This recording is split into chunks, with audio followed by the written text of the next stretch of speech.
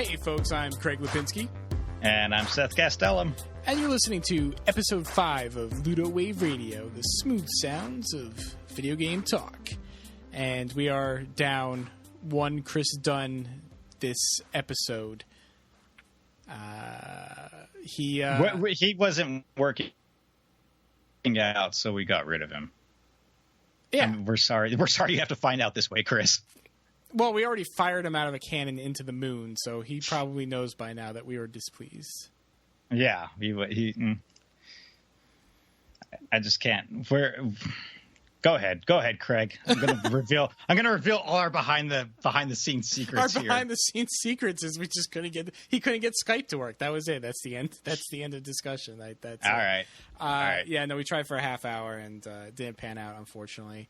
He texted me and he said, fuck, I played Splatoon 2 and everything.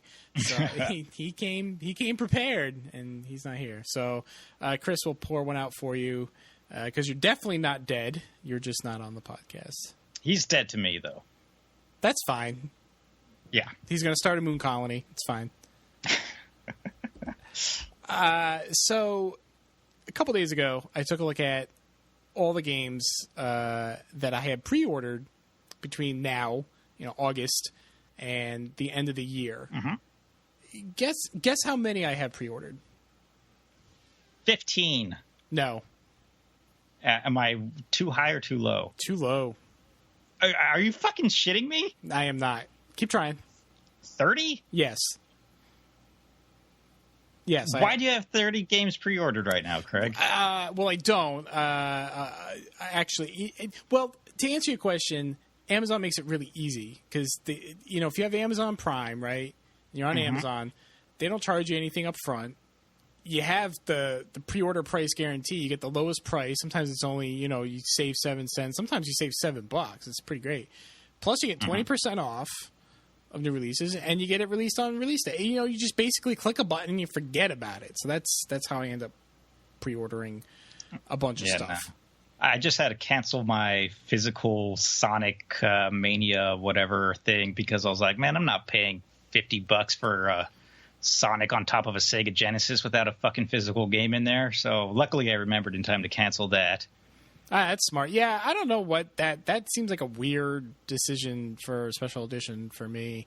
I don't do special editions. I mean, let me back up. I'll do them on the 3DS. Because I'm so far down the fucking rabbit hole collecting on 3DS that, I'm obligated to keep collecting for that goddamn... And this thing won't die. This thing has been out for almost 7 years. And it just won't fucking die. So I just got to keep buying crap for it. Mm-hmm. But, as you know, I a couple years ago, I pared down my collection. And I wanted to focus on the things that mattered most to me. And that was, Nintendo stuff and handheld stuff. And Nintendo made that easy with the Switch. It was, that's their newest console. It's the only system that they're going to have going forward. I don't think 3DS is going to last quite as long as Reggie thinks it will. But that made it easy for me. I'll just collect for the Switch. That's fine. I just expected to be another Wii U and have 2 games released every year. I had no idea there'd be so many games released for it. So, I just kept pre-order. I'm like, that's, what? I can do a second copy of Resident Evil Revelations. That's fine. Pre-order 3 copies of my third copy of Rayman Legends. That's fine. Pre-order. So I just kept pre-ordering shit. And I looked at it and I'm like, this is a fuck ton of games.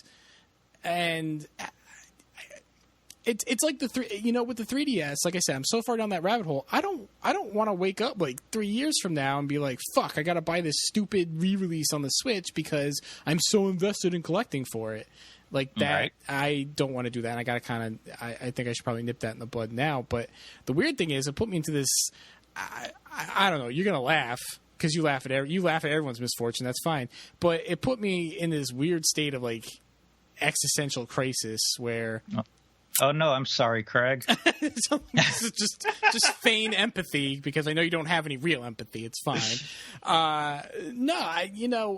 This has been something that's been going back and forth for the past couple of years, but not the sum totality of who I am, but a big part of who I am, big part of my identity for the past decade has been collecting and talking about games and I don't do YouTube anymore. I've pared down my collecting, and now I'm like, well, maybe I just don't collect at all very much, I guess.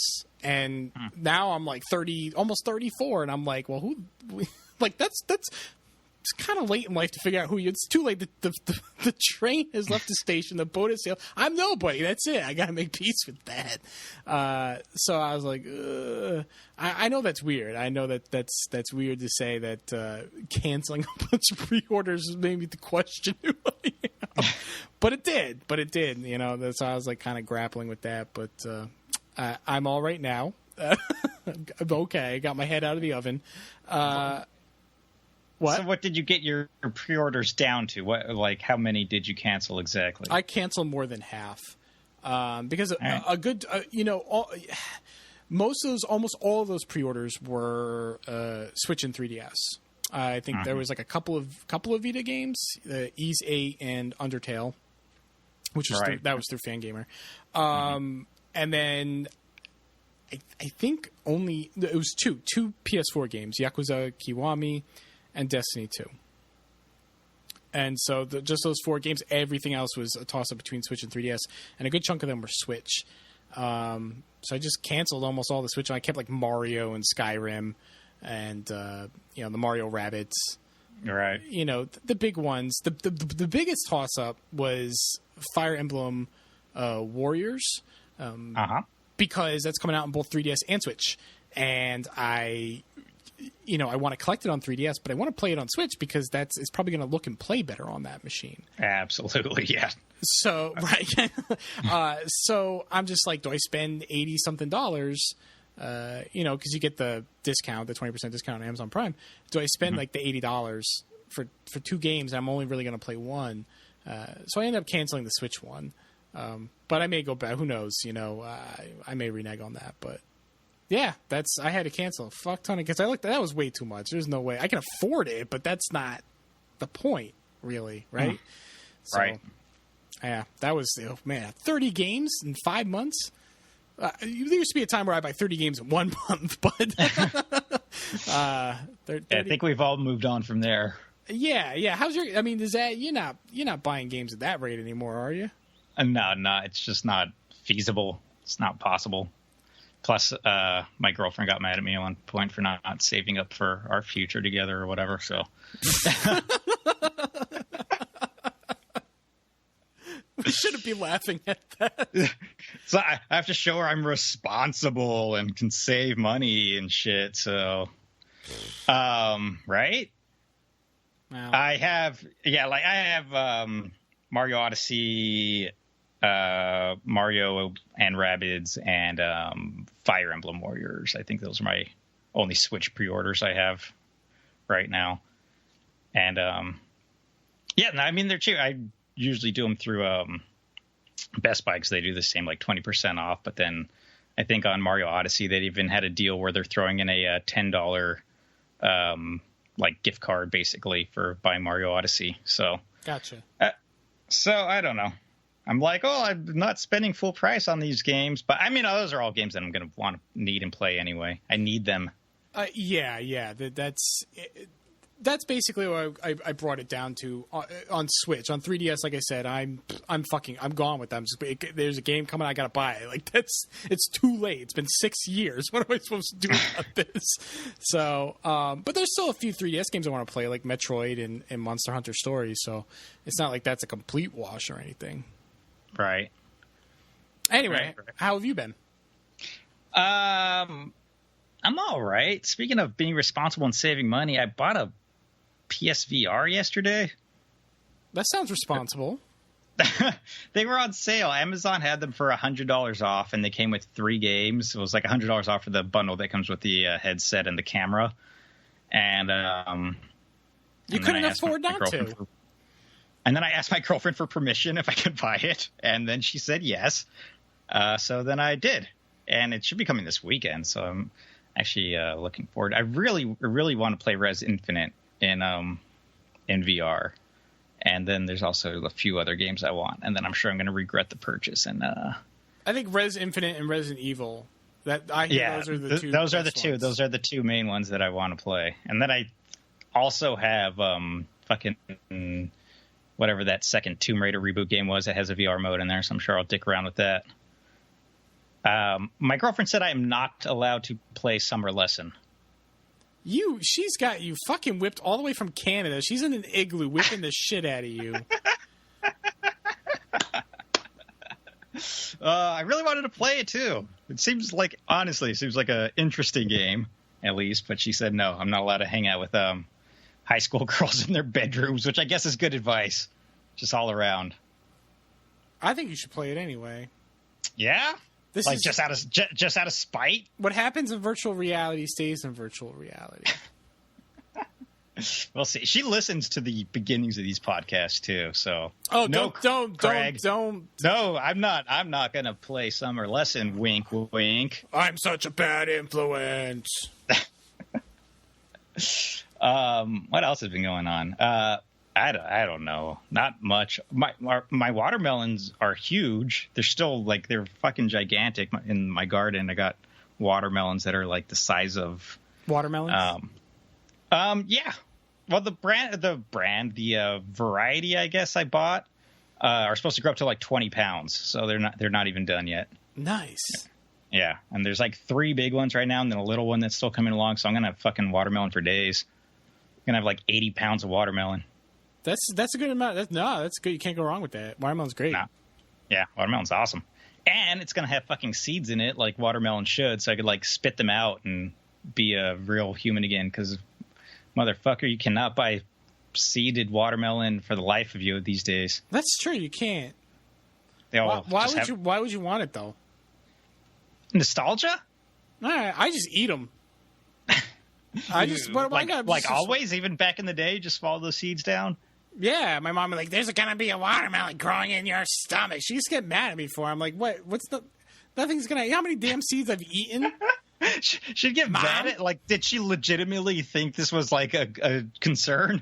Like you're gonna have to like go to the hospital and she have to pay your hospital bill because you have fucking watermelon growing in you. Just get prepped for surgery. I don't know. I can't answer that. Listen, we know my mom. Or at least you know what I've described about my mom. She seemed angry, but at what? I don't understand, because she couldn't have possibly believed that. So I don't know why she was so upset. You little fucking asshole swallowing those watermelon seeds. I know. I used to eat apple seeds too. Fuck you. I do what I want. You think I'm going to get up and throw this core away? No, I'm going to eat it. Fuck you. Wait, you used to do what with the seeds? Eat apple seeds. No, those have like cyanide in them. Not enough to hurt you. It's fine. No, they do in excess, but you got to like bite them open first. If you just swallow them whole, it's fine. I'm pretty sure I just swallowed them. Yeah. Because nobody wants to crunch into a seed like that. They don't taste good. No, they taste. That's the poison. That's the poison. That's the poison. That's how you know you're being poisoned. It tastes awful. Yeah, no. She got really mad when I swallowed that peach pit. I think I'm kidding. I didn't do that. That's ridiculous. I'm gonna believe you. I think you just ate everything. You got like some sort of fucking weird form of pica that just made you eat fruit seeds. I did eat everything. I was Kirby. I was a little. I wasn't even fat or nothing. I just ate the shit out of everything. Huh. I remember this one time. There was I don't know. It was very early in the morning, and someone had bought a dozen donuts from Dunkin' Donuts, and they were all like chocolate, like cream filled donuts, and so they got the little dollop of cream coming out. I sucked the chocolate out of every single one of those fucking donuts and put them all back nice and neat. What the fuck? Hoping I was young. No. Don't. I'm not like 12 or anything. Or I was really young. You were like 11. So that's cool. No, I was younger than that. I was young. But no, yeah, no, I sucked the cream out of all of them and just put them back nice and neat in the box, hoping nobody would notice. They're fucking hollow. All right, as long as we're going down this route, when I was probably like 4, 5, 6 in that age group range, I once took a stick of butter and I like hid under the table and I was just fucking munching on that butter stick. That's incredible. that you had the wherewithal to like hide to eat the butter. I didn't see anybody else chomping down on butter. So. It had to be wrong. But it tasted so good. In unrelated news, I had a heart attack when I was 8, but I don't know why. Oh, man. That's disgusting. I'm glad you shared that. Yeah, no, it was great. Right on, man. Anyways, what do we got? We're doing news? Yeah, we can do news. Are you doing news? You're going to fill in for Chris here? Actually, no. We're going to talk about what we played first. We're going to do that first. So I played a little Overwatch. Not a ton. I don't know if I'm sort of winding down for the time being, which is fine. But that loot box thing that I complained about a few episodes ago, they fixed that. What? Yeah, they didn't get rid of dupes, but they are so far. So basically, for those listening, I whined for a very long time about how many duplicates you get in Overwatch's like mystery grab bag, like loot boxes, which you earn every level or you can purchase. And I was getting a ton of dupes, and so was everyone else. And so they fixed that. They drastically reduced the number of duplicates that people get. And I have opened in the past like week or so 1, 2, 3, 4, 5, 6, 7, 8, maybe 8 boxes, and I don't think I've gotten a single duplicate. I've got nothing good either. So, but it's all junk. But yeah, no duplicates. So that's pretty cool. I got to play with the new character Doomfist a little bit. I haven't been able to play with him enough to really kind of give a fair assessment about him. But he's not as like crappy as I thought he would be. I thought he'd be like basically made out of glass, but he's not. He's a pretty interesting character. I played Splatoon 2, and ketchup or mayo? You know what? Honestly, both those teams kind of suck, but I went with ketchup because mayo's disgusting. If there's like a team mustard or something, I would have gone with that. But I think mayo's so gross. And I think ketchup's like really boring, but mayo's disgusting. I hate mayonnaise with a fucking passion. Like I won't stand for it on anything except for tuna fish.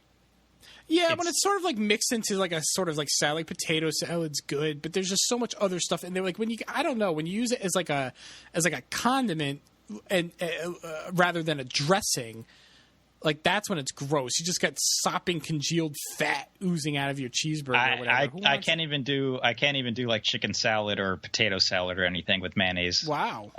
Yeah. The last time I ate potato salad, I threw up, and that just put me off trying potato salad for good. Yeah, I don't blame you. I don't know what it is about the tuna that makes it fine. Like the fish flavor just cancels out the gross greasy mayonnaise-ness. I have no idea.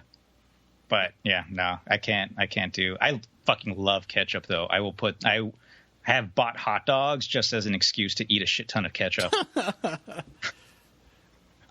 I will load it up. That's a ketchup vessel solely. I'll just be licking the ketchup off of the hot dog and just throw the hot dog away. I'm not a big like condiment or dressing guy in general. I eat a lot of my salads actually like without any dressing.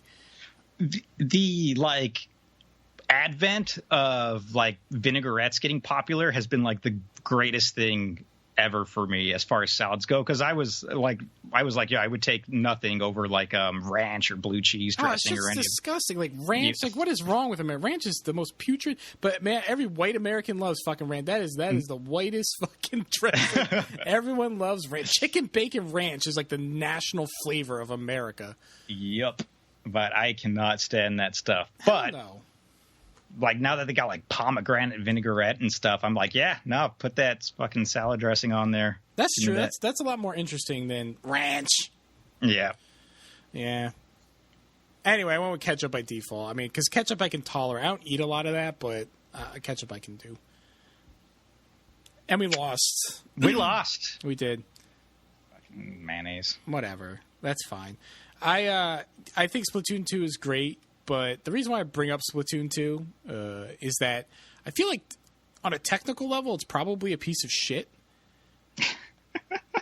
In what regards? So probably a couple different regards. So I think, number one is that I play my Switch always in handheld mode. Always. But even if I'm in the same room with that wireless router, regardless of how everything else is working just fine on it, Splatoon, I get the connection is unstable all the time. And Splatoon 2 is really bad at sort of stabilizing or making do with that connection, because it'll just, that's it, match is over.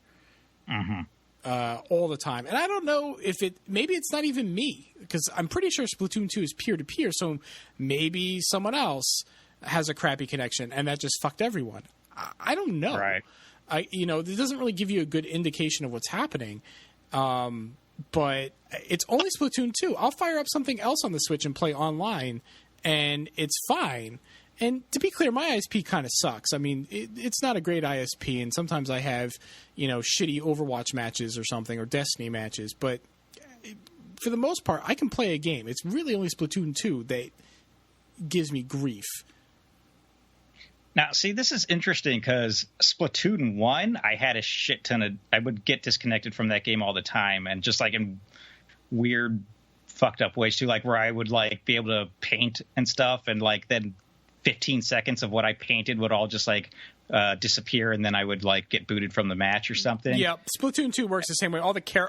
Everyone else in the match disappears, and you can keep inking, and then you just get booted. Okay. Now, with Splatoon 2, though, I have been smooth sailing, which I'm happy about. I have a different internet company and everything, so that might be it. My internet in my last house was shit. It was pretty shitty. It was like I had to do like through the electrical outlet internet, and then from that Wi-Fi, so it was not great. What the fuck? I've never even heard of this. It was a very long house. And the router was on the complete opposite end of most. Yeah. So yeah, I mean, I did not have great internet, but I would get disconnects all the time. But so far in Splatoon 2, I have had very few disconnects, and a lot of times they've been like after the match has already ended, so it doesn't matter. Like after the results screen or something. Yeah. Well, I see a lot of people on Twitter complaining about this. Some people do, some people don't. They're like, get a LAN adapter. I'm like, but I play it in handheld mode. I don't play this. Yeah, that's not going to help you. It's not going to help me. I don't know. I went online. I looked at all these tips. Set your DNS to this, do that. I did all these things, and you know what? I'll go several days where it's just fine, and then I'll go several days where both Meg and I are just getting disconnected like crazy, and it's very frustrating. Like I said, our ISP is not great, and sometimes I have issues in other games, but they're infrequent, those issues in other games. The Splatoon 2 is just all the time. Yeah, no, you're definitely not alone. I've seen a few other people who have been having a lot of problems with it. I just don't think Splatoon 2's netcode is that great. I don't think it handles like instability that well. I think it just goes, oh, there's a blip, you're gone, bye, and that's it. Yeah. But I also think it's in other ways too. I mean, I can't say for sure, right? I'm not a programmer, but you ever notice in Splatoon? I think both of them do this, where if you go into a store and you exit the store, you don't exit the store. It basically reloads Inkopolis. That pisses me off so much. It does it when you switch weapons too. Like you sometimes I'll walk like all the way like up to the lobby, and then I'll be like, oh yeah, I want to switch my shirt or something, so then I'll like hit the plus button and I'll change my gear, and then I'll like go back to, and then I'm like all the way back at the fucking front of the Inkopolis square again, and I got to walk all the way over to the lobby. Yeah, it's annoying. I think that my best guess, with the very minimal understanding I have of video games, is that it's reloading Inkopolis every time you make a change. I mean, because when Inkopolis reloads, all the characters are standing in different places. All the NPCs, all the squid kids hanging around that are other players, they've all moved around. They've all reshuffled. I think it's actually like basically doing like a soft reset on the entire Inkopolis, and I don't know why it would do that. I don't know why someone would choose to do that. If I had to guess, that's the way they got it running, whatever that means. And that's probably why you can't back out of a game once you're online and in a game. There's no pause. There's no you can't exit game to menu. You have to close the game out. You have to go back to your Switch menu and close the game to get out of a match. With the Wii U, you had to do the same thing. You can't. There's no other way. On the Wii U, the home button didn't even work, though. You'd have to, like, fucking... That's right. You had to shut it off. That's right. Yeah. Yeah, that's true. So that's probably why you can't back out of an online match. That's probably why you can't switch weapons between matches like everyone wants, because the game, you're not in a position where the game can reset all of Inkopolis. So, and again, I'm just guessing, but based on how that game behaves, it doesn't sound like it's set up all that well, like technically. Yeah, no, you're probably. I've never given it too much thought, but you might be right. Oh, this thing's broken as fuck for me. So I'm like, why is this thing broken as fuck? Like I've given it a lot of thought because it just doesn't. I don't know. It just behaves very strangely. Most other games don't work the way Splatoon does, and I don't know why that does. I don't know why it does that. It's probably like, yeah, that's good enough. They probably just hack some shit together. And that's what worked. But you know what? I mean, it's a phenomenal game. Like, that's the thing. Like, when you're actually playing that game and you're not getting disconnected or anything, it's amazing. But I don't know what's happening on the back end. Someone MacGyvered some bubblegum and paper clips to get that shit all working. And it's just amazing how it's like Splatoon 2 behaves the same way as like Splatoon 1. Like, they didn't bother to fix it. They're like, yeah, that piece of shit, that's fine. It still works. It's fine. It's fine. Just put it out there. Build on top of it. Exactly right. And I played Hey Pikmin after the last episode. You seem to be enjoying it. So, like, actually, right after that episode, I started playing it, and I like it too. I don't think it's like amazing or anything, but I do think it's much better than I thought it would be, and I think a lot of other people think it would be. It's much better than a side-scrolling Pikmin has any business being.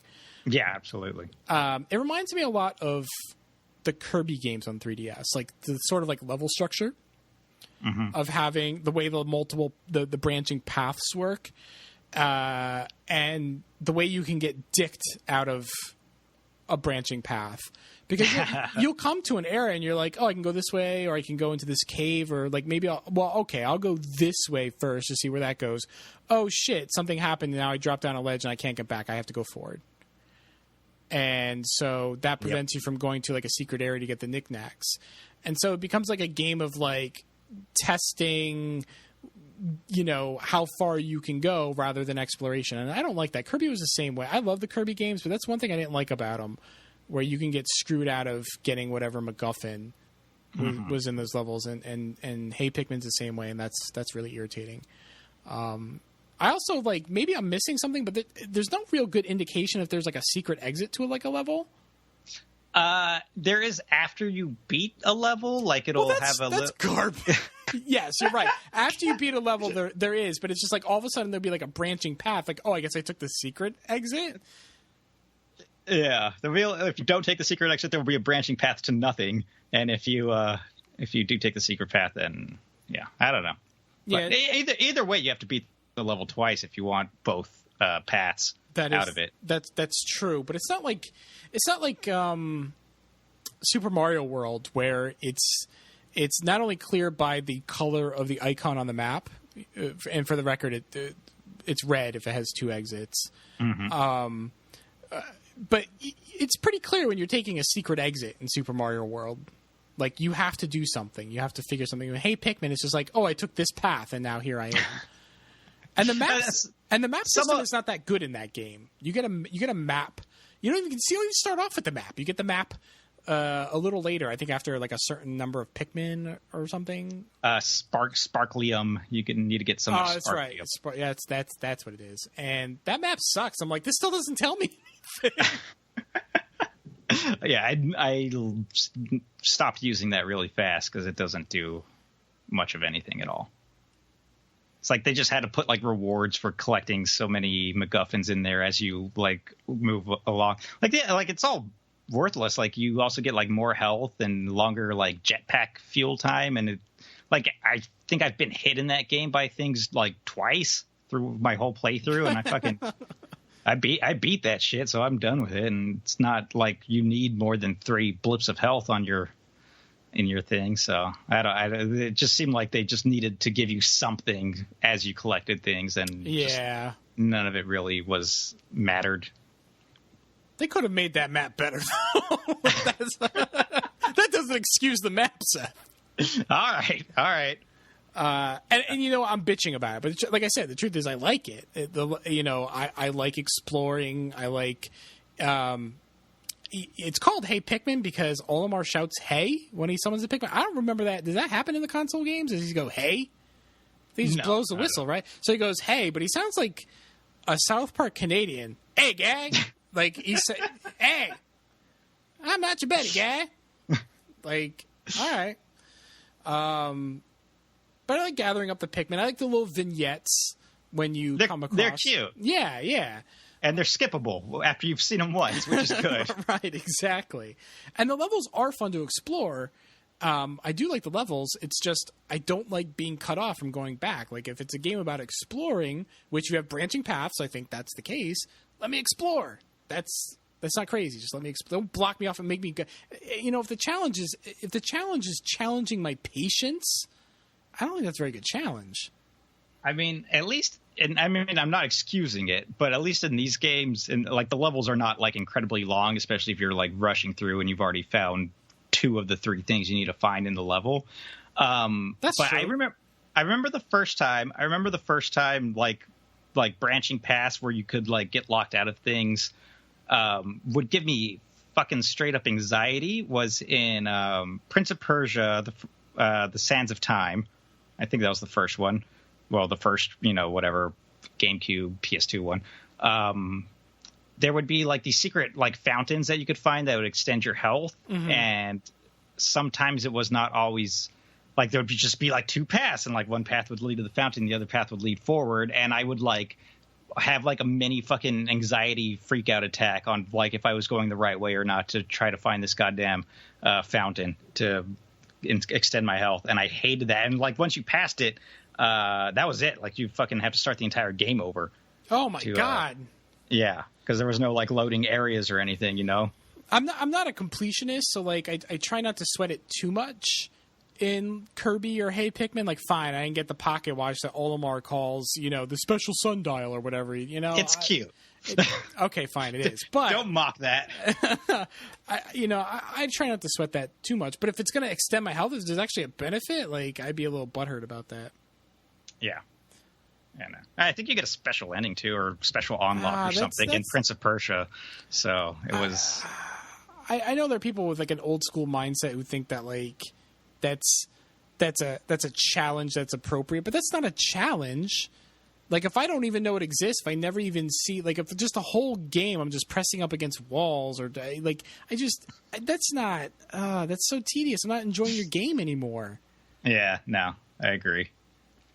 I beat Pikmin. I beat Hey Pikmin. I played through all the levels without losing any Pikmin to see if that does anything. Spoilers: you get absolutely nothing except for like a little special symbol next to your save file. So if anybody's pulling their hair out like trying to do that, it's not. Oh, I'm not. Really. Those fuckers can get eaten. I don't care. I'm getting the fuck out of here. I got my 3 things. I'm leaving. Peace. I enjoyed it for the challenge, though. That's fair. Yeah, it was there's a few levels towards the end. You're probably not in the last world. There's a few levels in the last world where it was fucking tedious, though. It like the levels are kind of like designed bullshitty, where it's very, very, very hard not to lose some Pikmin. Yeah, that doesn't sound fun to me. So I don't care. It doesn't bother me. Yeah, just let those assholes get eaten. Absolutely. I have also what else? What else did I play? I know I gotta play. I know I played something else. Come on, Craig. I know. Come on, Craig. Shit, dude. I'm like drawing a blank. This is terrible. All right. You can just cut me off. Yeah, no. You go, and then we'll come back to me if I remember. All right. It's funny that you've been mentioning Kirby so much because I actually started playing Kirby Planet Robobot. Oh, you haven't played it yet? No, I hadn't played it yet. I was, I don't know, I was fucking backlogged. And then it's actually because of Hey Pikmin. It was like all cute and and side scroller and stuff. And I was like, oh, fuck, I want to play another cute side scroller for 3DS. And I had Robobot, which I had never opened, so I popped that in. And these 3DS Kirby games are so goddamn good. They are good. There was a period, and even I know a lot of people like Kirby Return to Dreamland on Wii, which is okay, but it still like feels a little slow to me. There's like a period from like Kirby Dreamland 3 all the way to Return to Dreamland where I just felt like the Kirby games were too slow. Like I like the faster pace of like Kirby Adventure and Dreamland 2 and stuff. They just felt snappier, I guess. Yeah. And the 3DS games are like back to that where Kirby's run speed is like faster and you could just like blast through areas. It's not like you're fucking Sonic the Hedgehog or anything fast, but I snappier feeling of the games. And just the level designs are fucking top notch. One of my favorite types of levels in Robobot is you get in the mech and then it forces you to scan the wheelie enemy. So then you're like in your little hot rod. And then you could like spring back and forth between the foreground and the background with just like the tap of an up button. And it's just like really fun. It's just really well designed. It's really satisfying. It's satisfying. It's satisfying. Just getting in those robots is satisfying because you could just punch it. Like there'll be like objects in the levels like big ass like mallets or hammers that'll like smash down on you. Maybe like giant dice in a casino level. And then you could just get in those. If you get in the robot, then you could just like bust through all of those. Yeah. And it feels good. It does feel good. I played that. I think that came out like the year after Triple Deluxe, if I'm not mistaken. It wasn't that long after Triple Deluxe. And so like while I really enjoyed the game, it also felt is pretty similar to Triple Deluxe. It is. And so like I had this weird feeling of like I'm really liking this, but this game really should fucking be over by now. And have you finished it yet? Almost. I think I have 2 more worlds left in it. The final boss is fucking nuts, dude. Nothing will prepare you for that final boss. I fucking love that about Kirby games. The fucking final bosses are always just bananas. This thing is off the charts. I don't think anything will prepare you for this. All right. It's funny because like Kirby games are generally easy, right? Like really easy. And I think just even in the first couple Kirby games, like in Kirby Dreamland 2, that fucking boss was so goddamn hard, like compared to the rest of the game. It's like all of a sudden there's just one spike in difficulty and it's just at the very end of the game. Yeah, I don't know if I would say that the final boss in Robobot is hard, but it was probably one of the more challenging aspects of the game. Okay. But no, I always look forward to the end bosses in Kirby games because they just go bananas. They go bananas in those games. I also played Monster Hunter Double Cross demo on the Switch. Because, Capcom was all like, we're not bringing that motherfucker to the West. And I was like, all right, well, I'll see if I can play it in Japanese and make any headway. I didn't even know what the hell my mission objectives were. For the main objective, I got 0 out of 3. And for the sub objective, I got 0 out of 1 of whatever I was supposed to collect. I have no idea. That's good. You're a good hunter. Good job. I don't know what I'm supposed to do, Craig. And it uses a lot of kanji. Like there's a shit ton of kanji. There's a lot of kanji in Japanese Monster Hunter. Yeah, that's why even I'm not going to even no, fuck that. I can't read all that. Yeah, no, like if it was katakana or something or hiragana, I could at least like fucking try to translate it easier like myself with my computer or something, but no, my phone doesn't know what the fuck these words are. It's like no, but I don't know. It didn't seem like that because the last Monster Hunter game I played was 4. I played Monster Hunter 4 on 3DS for, I don't know, 10 hours or so, which I know is not a lot for a Monster Hunter game, but it's decent enough to get familiar with it. And it didn't feel like that different, It didn't feel like it didn't feel like it was offering anything to me that I couldn't get just from like continuing to play Monster Hunter 4. I'm pretty sure I don't think Cross has like these styles for each class. I'm pretty sure 4 didn't do that. I'm pretty sure that was a Cross/Generations edition where you have like abilities, and if you're playing in Japanese, you probably don't know this. Or maybe even again. I probably have. I'm sure I missed something in there. Okay, and you know what? Maybe they're not even in Double Cross. I don't know.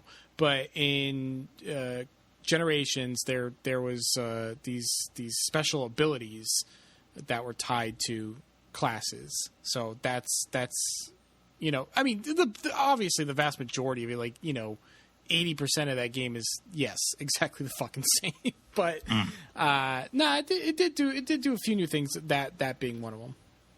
All right, I mean, I had like these new special attacks that I didn't have. Like they had like little power gauges that would fill up, and then if I pressed up or right on the D-pad, then my dude would do like I think one of them was like this weird flying dive. I was using the switch axe.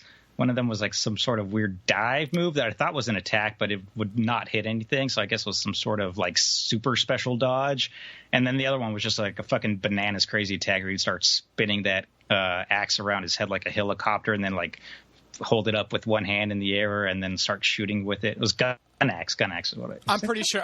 Switch axe. I'm pretty sure that's what that was. I think on the 3DS, I think they're mapped to the touch screen. All right. So yeah, I think that's what those were. Yeah. So are those the special moves that you're talking about? I'm fairly certain. Yeah. Okay. I haven't used a switch axe, so I can't tell you, but that sounds like one. It sounds like an atypical ability. So yes. Yes. Yeah. It was very crazy, but I mean, it was just like added attack or just a special attack move. So I was thinking about picking it up, but I'm not so sure now. So I don't know. I don't know about that. Well, if you ever want to play 4 online, or if you want to snag Generations, we can play together on 3DS. But I don't think I'm importing Double Cross on the Switch because that's I don't know that much kanji. Yeah, it's it's just it wouldn't be a problem if it was like a more arcadey game, but just like the sheer amount of like shit that you have to like harvest and collect and bring back to make armor and stuff, it's just way too much work. But I don't know. Besides a Splatoon 2, that's pretty much me. So I remember what else I played. Okay. And it obviously didn't make a big impact on me. I played this game called Oceanhorn. Are you familiar with Oceanhorn? I saw that Limited Run Games did a physical print of it, and then I watched some YouTube videos to see if it was something I would be interested in, and I passed on it. Yeah, that was probably smart. I did. It's downloadable on the Switch. It's downloadable on a lot of platforms actually, but I got the limited run Vita release for it. All right. And this, I'm pretty sure this began life as an iOS game. Actually, it was a mobile game.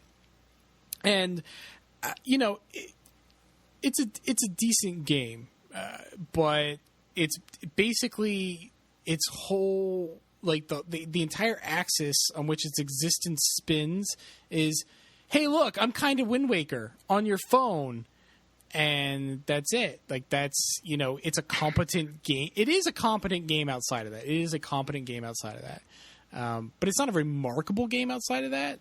It's you take away the reference to Zelda, and there's no one reference like the hero wears a blue shirt, he has a sword and shield, water and islands are a theme, but you take away that just sort of overarching reference to Zelda, and the game it doesn't have a lot of personality going for it. Mechanically, it's fine. It's not remarkable, but it's fine. But like personality-wise, I mean, that's its whole personality. Hi, I'm kind of like that hot girl you want to go out with, but she won't go out with you. I will, and I'm on your phone. Date me, and that's Oceanhorn. But now it's on everything, including systems that have Zelda, and I don't. There's really not a compelling reason to play this over Zelda. Oh well. Yeah, like I said, it's all right. I can't knock the game mechanically too much, but it's like Family Guy. You take away all the 80s references and you ain't got a whole lot. There's not a lot happening there. That was basically my feelings from just watching YouTube videos when I was deciding if I wanted to buy it or not. I was like, this just looks like a not as good Zelda. Yeah. So. And to be clear, I think clones, well, maybe not direct clones, but games that are aping other games can still be okay. Like, there's nothing wrong with them. Nothing springs to mind. Well, maybe Newtopia on the TurboGrafx 16. You know, if that's, I don't know if you are the unfortunate kid who only had a TG16, there was your Zelda, and that's fine. You know, the concept's fine. I got nothing against it. I just don't think Oceanhorn is like amazing outside of that. No, poor Oceanhorn. Poor Ocean. Well, it's on every platform under the sun, and it got a physical release. I don't think the Oceanhorn guys are sweating it at all. All right. Probably not. All right. Well, you want to do some news then? Yeah, let's do news, Craig. All right. So first up, we got We're going to pull up the news here. Sorry about this. So the first bit of news here is this collective of developers, notably developers behind Splunky and Downwell, are doing like 50 retro stylized little games called UFO 50, and it's just all games in one collection. It looks really, really cool. You can check it out at 50games.fun. Like, that's literally the URL. .fun. And it looks really, really cool. I'm sure you can't spread the love equally around 50 games, but it does. You watch the video and it looks like they really did put effort and thought into each of these games. They cover a wide variety of genres. There's shmups. It looks like there's some strategy game in there, platformer. There's some good stuff in there. And it's coming out to PC. And the site also says something about possibly coming to consoles after that, which would be great because I don't like playing games at my computer. I'd rather play them on some sort of machine. And if this came to Switch, that'd be phenomenal. Being able to play that, portably, of course, that'd be great. They're all NES-looking games, and they all, like, I'm surprised because there's fucking 50 of these, right? They all do a really good job of staying mostly true to, like, the NES aesthetic. There's nothing glaringly here where I'm like, oh, that couldn't run on the NES. Like, a lot of them even look like they abide by the limited color palette that you could have on screen and stuff. No, they look good. They look really good. I was watching this video, and there was just, like, several games where, like, I want to play that one, I want to play that one, I want to play that one. Yeah, can't wait till this comes out. If it's not available on Mac, maybe I'm sunk until they put it to something else. But, this is really cool. Like, usually, I hear about stuff like this, and it's hard to keep up with the computer game, like, indie scene now. There's just, everybody's got something. There's so many things out there. Whether that's on itch.io or Steam or whatever, there's just a gajillion fucking games. Maybe it's not even tied to a storefront. Just everyone's making games, and that's a great thing. That's a phenomenal thing. I can't fucking keep up with all of them. I like that it says each game as director came up with the core concept, but everyone on the team worked on games they didn't direct and helped with art, programming, and design. So I think that's really cool that just everybody who got into those collectives are helping each other out with the games. Yeah. Instead of just like, oh, this is my game, this is your game, that's your game, whatever, and then let's all throw it together. Now, I think that's sort of why it has that good, they all mesh so well. Everybody's helping each other out to make them all. Hell yeah. And that's kind of cool, too. Yeah. Nintendo is bringing back Nintendo World Championships later this year. There's going to be qualifying events at Best Buy in August and September, only a handful of Best Buys. Lame. Yeah, I don't know why it couldn't be at more than that.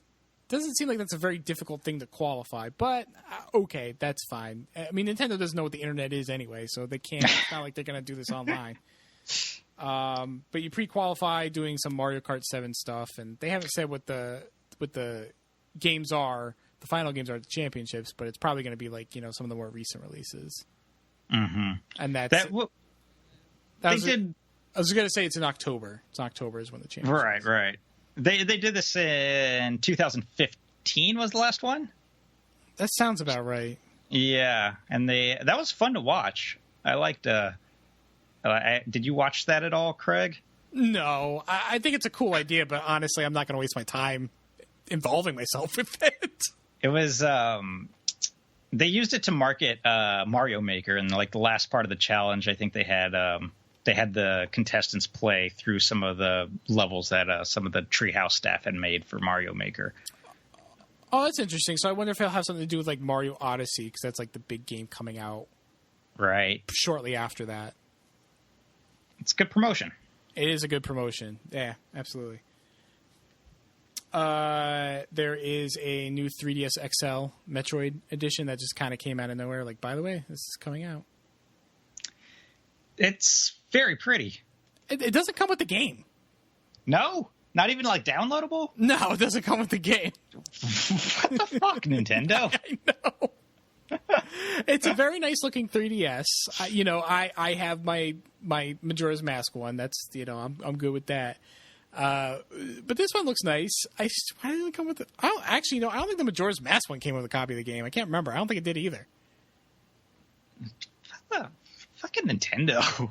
Yeah. Give people a game. I mean, I know they used to at least like give you like to just have the game pre-installed on there. That was the case for when I bought like the Fire Emblem edition and my Japanese Mario and Luigi one that I bought had one of the Mario and Luigi games on there, Dream Team or something. Yeah, I have the Japanese Shin Megami Tensei 4, and that had Shin Megami Tensei 4.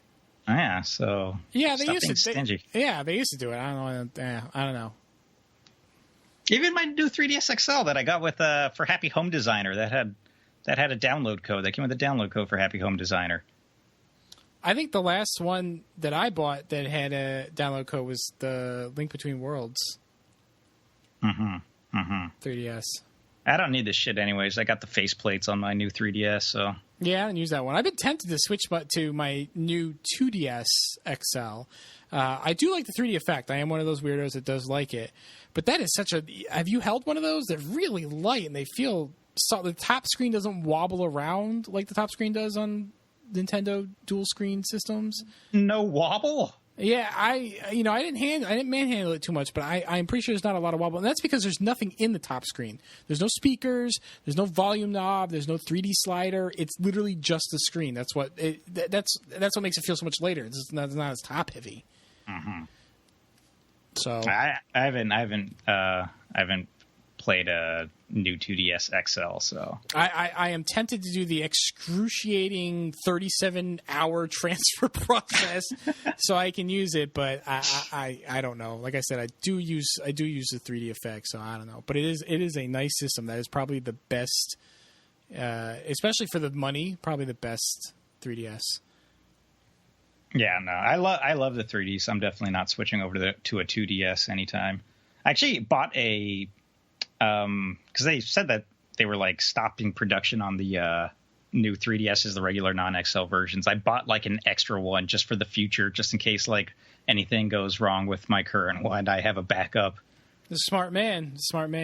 Mine's just I've never used this in the box. I have to have one of every model, of course, but most of them I don't use. And finally, the Super Nintendo Classic.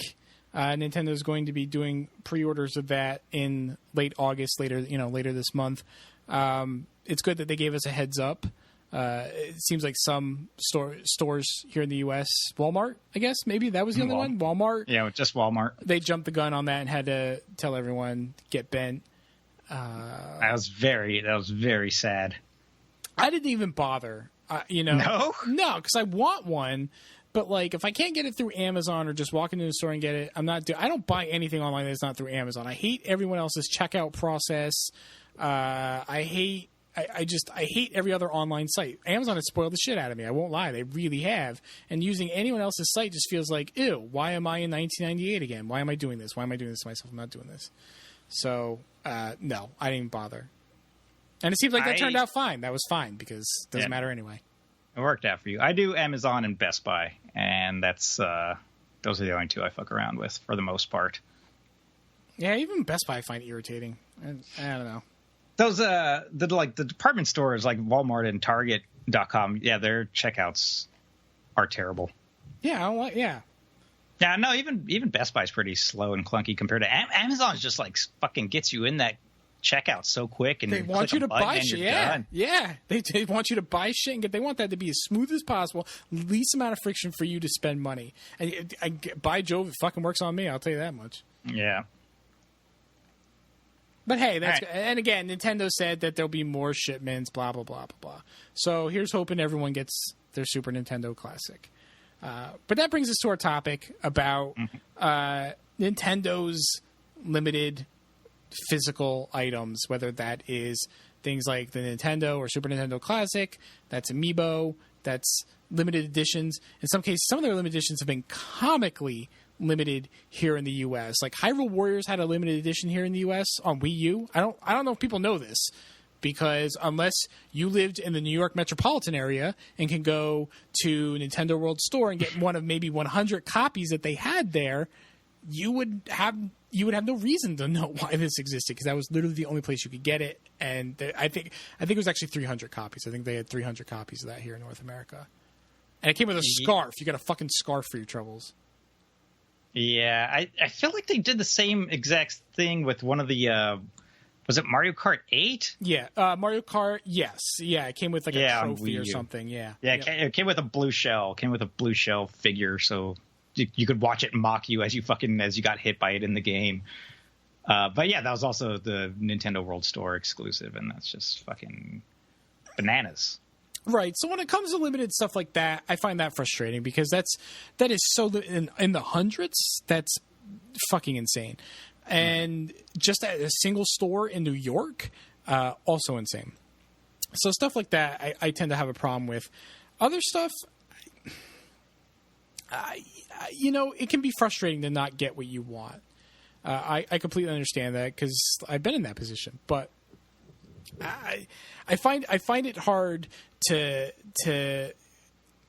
sort of be like an armchair analyst. I can't do that anymore. I don't know how many fucking squishy Metroid amiibo they're supposed to produce. Everyone's like, the Nintendo needs to make more of these. Dude, Toys R Us just had a sale on Skylanders and Disney Infinity figures. It was buy one, get 3 free. Holy shit. That is why Nintendo doesn't mess around with this. I get it. I get that you want it. I get that people want this stuff. I do. But Nintendo doesn't want buy one, get 3 free sales on Amiibo. That's not what they're trying to avoid. A bunch of stores already had to basically clearance out the Animal Crossing Amiibo, because those didn't sell well. They were down under $5. Yeah. Those are probably the worst selling ones. There's got to be over 100 different kinds of Amiibo at this point. Because there's 50 something Smash ones already, right? I think if you put together all the other ones, that doesn't sound far fetched. That there's maybe close to 100, right? I hope not. I own every Amiibo. Oh my god, yeah. Well, you do that count and you get back to us next episode. But there's a lot, and what's the appropriate amount of production for those? Like a million each? I mean, I don't know. You're gonna do 100 million Amiibo? That sounds fucking bananas to me. So I get it, and I think they've been better. I think they've gotten better as time went on. I wasn't even gonna get the last. I have all the Smash Amiibo, and I wasn't even gonna bother with the latest 3. I was just like, what? I can't. This is a young man's game. I'm not in this anymore. And you know what? One day after work, I passed by Target on my way home. I stopped in a Target, and all 3 of them were there. Mm-hmm. Not the Player 2 variants, obviously, and I don't even know if I'm going to bother with those. Maybe next time I go to Japan, if I see them, I'll grab them. But because that would actually be easier to fly to Japan and go to some stores there than it would to fucking find them here. I'll tell you that much. I hate when they do the store exclusive. All the Player 2 variants were store exclusives, and I fucking hate the store exclusives of Amiibo, because that's definitely something I can't defend at all. Lower production runs, I get why they do it. I'm not that butthurt about it, but the store exclusive ones, that's bullshit. Mm-hmm. And obviously when it's only one store, they don't want to order too many, so then that's really where it does become really hard to find. Yep. So yeah, no, I hate the store exclusive bullshit. Yeah, so I like that you said Amiibo is a young man game, because I had done the like fucking driving to stores before they opened. I'm past that shit. No, I've done that. I've waited in line. I've fought with checkout online. I'm just like, this is I'm buying stupid plastic dolls. I can't do this. Yeah, no. If I can't get them online now, then whatever. Yeah, no, that's smart. Yeah, that's why I didn't bother with the Player 2 ones. But I think I get the the standard issue for those Smash Brothers amiibo, and that was several days later at just a Target here in Podunk, Connecticut. So I think they've gotten better at putting those out there. But yeah, store exclusive stuff, that's terrible. But it also extends to like systems, like system variants, like my Majora's Mask 3DS, for instance. You had to be quick on the draw to get one of those. Yeah, absolutely. I mean, that was ridiculous enough where Rick and Morty did a whole fucking little bit on buying Majora's Mask 3D special editions and reselling them. Did they really? Yeah, like straight up by name. They're like, what? They're like, Walmart has a bunch of the Majora's Mask 3DS special editions. So if we buy them, then we could like sell them, and then it's like getting us a free copy for each. I don't know. It was a whole thing. It was funny. It was funny though. Okay, I trust you. But yeah, no. That's unfortunate, and I would have been first as a Majora's Mask fan. I mean, I got both the 3DS, the system itself, and the limited edition for the game, and so I'm very happy about that. But I would have been upset about it. But man, some people go into meltdown mode over not getting this stuff, and it's just just at the end of the day, I mean, just you got to look at it like how many is the right number then? You probably don't know, and that's why you are not in Nintendo marketing or whatever. Like that's is not something you have an answer to. I don't think anyone does. Yeah, I don't know. I feel like I guess I don't even have the numbers of how many were made in the first place, but I just feel that they should err on the side of slightly higher than whatever they think.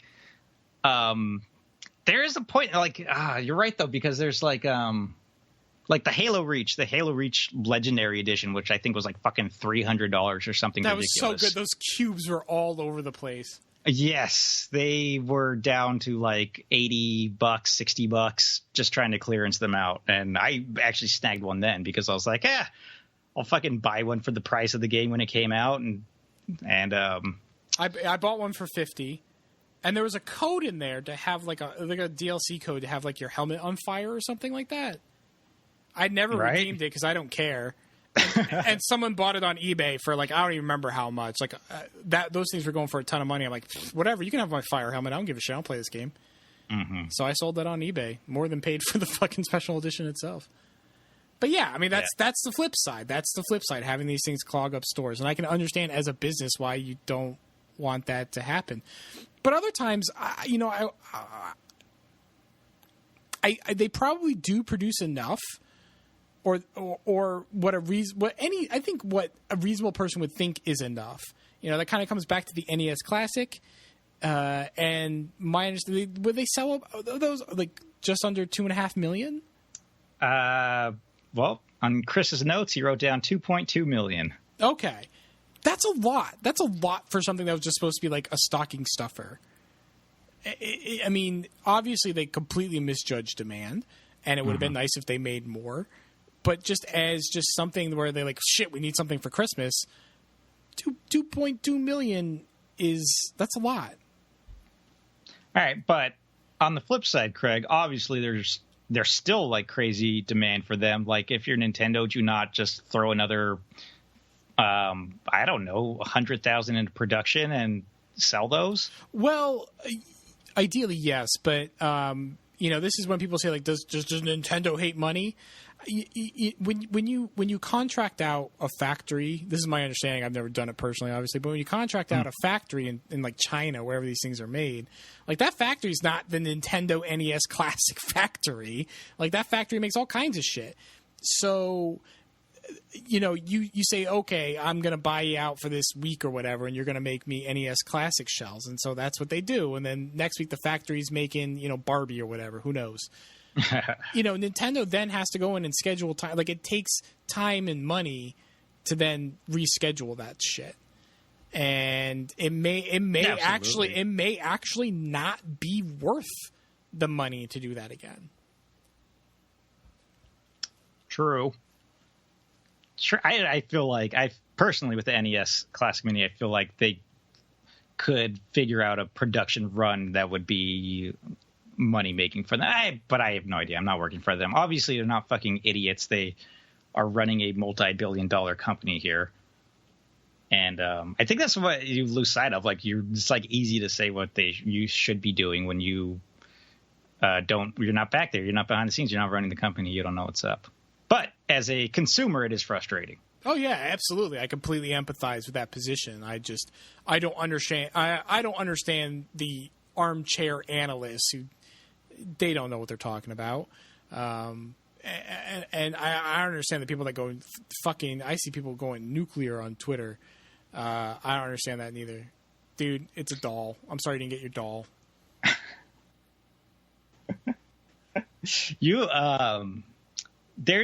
We briefly mentioned Limited Run Games. They're an awesome company who makes physical copies for games that otherwise would not be made in low budgets because they don't have a lot of capital to put forward to make a ton of games. So they make what they can for the most part. But every single for the Limited Run Games release, there are people flipping the fuck out and swearing off LRG forever because they could not get a game. Which, I mean, it's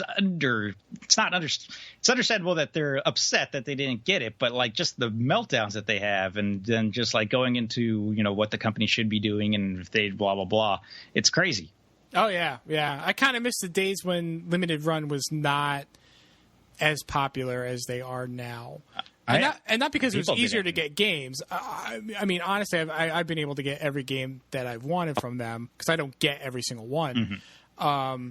Right. But it's not because it was easier, just because it was a lot the expectations were different. People have these expectations. I don't think people understand. They make like 3,000 of these things. There's like 3,500 copies of this game. Oops, you didn't get it. Like, that sucks. I get it. It sucks. But yeah, no, it's the meltdowns. I don't understand. It just doesn't, the reaction does not seem to match what happened. You know what I mean? Like the thing that the bad thing that happened, that doesn't seem to match the reaction. Right. And I do hope that LRG starts upping production runs as they start making more money, because obviously it is a lot more popular now.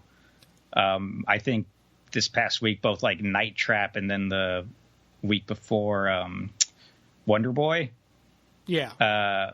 I think those games literally sold out under 3 minutes when they went up. So it's obviously there's people want these games, but yeah, no, but I think it's a great service that they offer, and I don't think it's worth getting mad at these people over.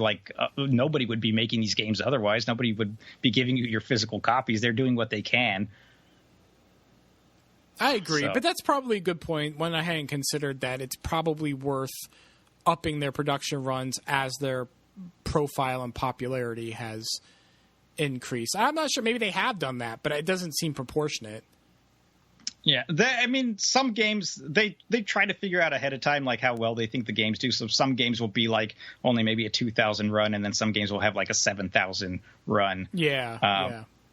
But obviously they're gonna miscalculate every now and then. But just on the safe side, I think they could probably bump everything up another 1,000 or.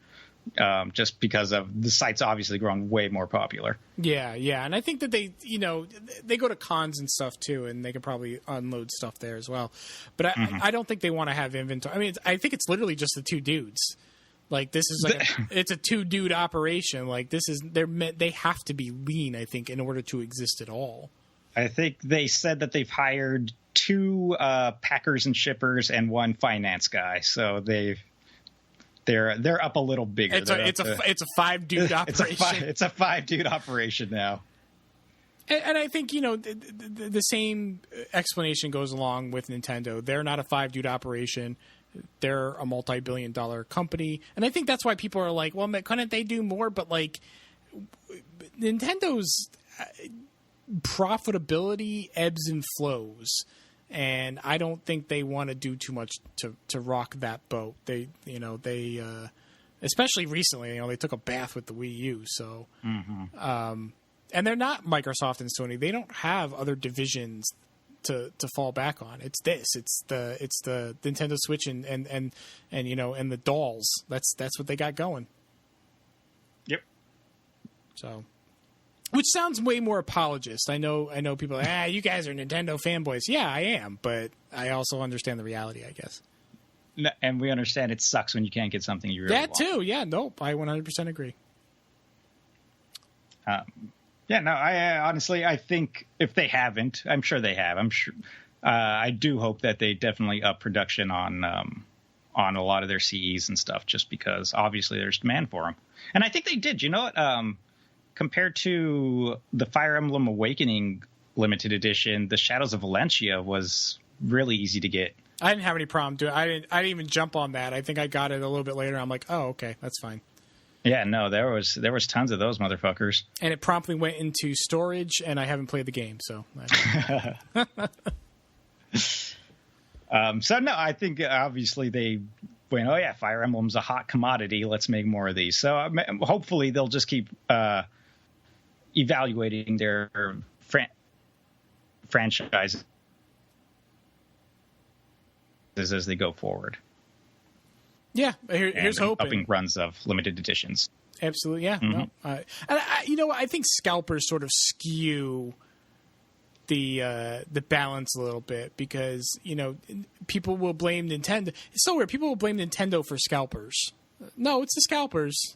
That's that you have no one to blame but them, because in some cases, like they drive prices up on the secondhand market and they gobble up supply, but not even always on stuff that's necessarily rare. It's just because it's perceived to be rare, and because everyone made a hullabaloo about scalpers, people are like, scalpers? Maybe I should be a scalper. You know, guy like me. I'm a guy like me, and so that, I think that worsens the situation. Yeah, no, absolutely. And I don't know. Obviously, some people pay those prices, which is crazy.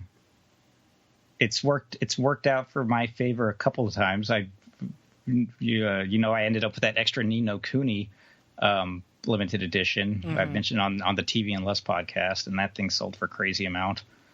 But yeah, no, I don't know. That's about, you know what, we talked about that for a while, but the truth is I don't have a lot to say about it. I feel bad for your son if you didn't get the one you wanted, but I'm honestly not too butthurt about the business model, I guess. I don't know. I just want people to get what they want. Sure, absolutely. I just feel bad when people are left wanting. But I don't know. There's not a lot that can be done about that. That's true. That is true. Do you have anything you'd like to add to this topic? No, I'm good. All right, let's move on. You got some mailbag for us? Let's do some mailbag. Let's see. This person, Cartridge Bros on Twitter says, do you think Nintendo should make their CEs and LEs easier to get so many Western developers do? Would that hurt or help their value? I don't like. Who cares about the value of the? There's some people.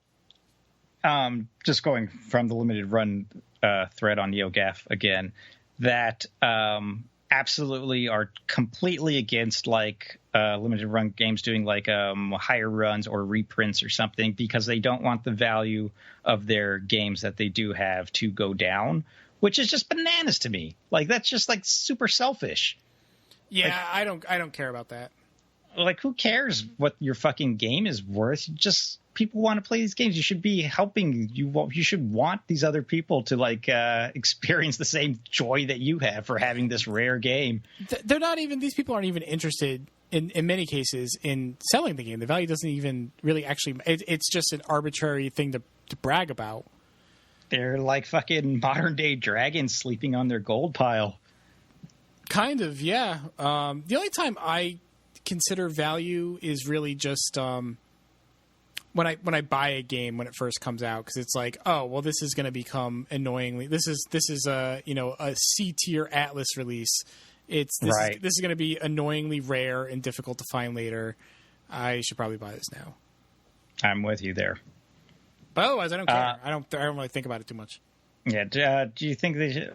Yeah, I think they should make them easier to get. Absolutely. Why not? And who cares if it hurts their value of the games?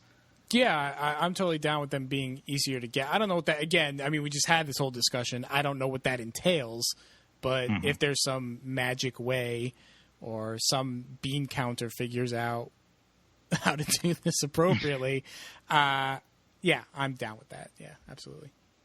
And Sebastian on Twitter says, do you think the days of collector's editions just crashing in price like crazy are gone? I just sort of mentioned that with Halo Reach. No, I don't think so. I think there's still going to be publishers just crazy misjudging how many of these limited editions are going to sell. I think that, yeah, you're right. The days aren't over, but I don't think we're not going to see them to the same extent that we once did. Only because I think that they're not producing quite so many. And they're becoming pricier and pricier if you haven't noticed. Why are they skidding so high? Probably to compensate for like the lower runs. So like, you know, if you produce a limited edition that's like, you know, it comes with like an art book and a CD and a little figure and it's $90. People are going to go, oh, it's only $30 more. And you're going to have way more people buying that, which means that you need to produce way more. Otherwise, everyone's going to be cranky at you like Nintendo. But if you produce some garbage Assassin's Creed special edition with, you know, it's $300. No. Let's back up because there's an Assassin's Creed Origins edition that is $800. Yes. But that's my point. They don't have to. Yeah. There was a Saints Row 4 limited edition that was $1 million. Shut the fuck up. Which included a ride into space. I'm assuming nobody bought that. I'm assuming nobody bought that, but it was a real thing. All right. Well, I mean, this $800 one comes with a 28.7-inch statue. Yeah, right, exactly. And there are going to be people that buy that. There are people that love Assassin's Creed enough to buy that.